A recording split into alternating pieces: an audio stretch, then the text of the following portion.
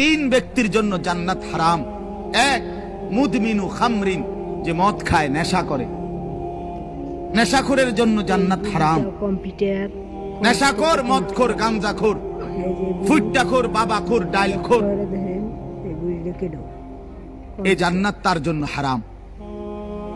দুই নাম্বার হলো আকুল ওয়ালিদাইন, পিতামাতার অবাধ্য সন্তান, মা বাপকে যে কষ্ট দেয়, মা বাপকে যে নাফরমানি করে, মা বাবার যে অকৃতজ্ঞ, মা বাবাকে যে জুলুম করলো, মা বাবার হক আদায় করলো না, আল্লাহ রাসূল সাল্লাল্লাহু আলাইহি ওয়াসাল্লাম বলেন জান্নাত তার জন্য হারাম।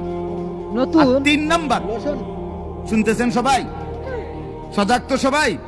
তিন নাম্বার ওয়াদাইয়ুস। আচ্ছা তুমি কি সান্দাটুক দিছো? রাসূলুল্লাহ বলেন দাইয়ুসের জন্য জান্নাত হারাম। এখন প্রশ্ন হলো দাইয়ুস কে? তোমারে পায়ে ওরে কি জুতা? এটা আমারও বলা না, আপনার কোন আলেমেরও না, আল্লাহর রাসূল বলে দিয়েছে। দাইয়ুস কাকে বলে?